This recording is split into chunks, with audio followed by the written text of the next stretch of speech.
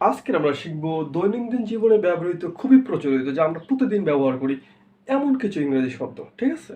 দেখো, ঘুষি মারা, খামচি মারা, খোঁচা মারা, ঠেলা মারা, টান মারা, ধাক্কা মারা, লাথি মারা। হ্যাঁ, যে আমরা শুধু মারামারি, এই মারামারির শব্দগুলো আমরা আজকে মুখস্থ করব, শিখব।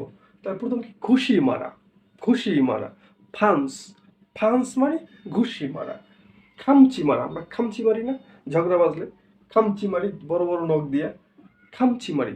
ফিন্স, ফিন্স অর্থ খামচি মারা। তারপর কি? খোঁচা মারা, আমরা অনেক সময় খোঁচা মারি, এটা অনলাইন মিডিয়ায় আছে। খোঁচা মারি। ফোক, ফোক ক্লাসের পিছিয়ে বসলে সামনে জানি খোঁচা মারি, ফোক। টান মারা, হ্যাঁ, আমরা দরজা খোলার ক্ষেত্রে এটা ব্যবহার করি, টান মারি, অথবা ধরে হাত ধরে টান মারি বন্ধুদেরকে। এটা কি? টান মারি মানে ফুল, ফুল। তারপর ধাক্কা মারা, ধাক্কা মারা ইংরেজি কি? ধাক্কা মারা ইংরেজি হলো ফুস, আমরা দরজা বাহিরে ধাক্কা মারি, ফুস। তারপরে কি? লাথি মারা, লাথি মারা ইংরেজি কি? কিক, লাথি মারি না মারামারি বাজলে লাথি মারি, কিক। হ্যাঁ, তারপর একটা বাকি রয়ে গেছে যে ঠেলা, ঠেলা মারা। হ্যাঁ, ঠেলা মারা, ঠেলা মারা ইংরেজি কি? ঠেলা মারা ইংরেজি হলো সাব, সাব অর্থ ঠেলা মারা। ঠিক আছে?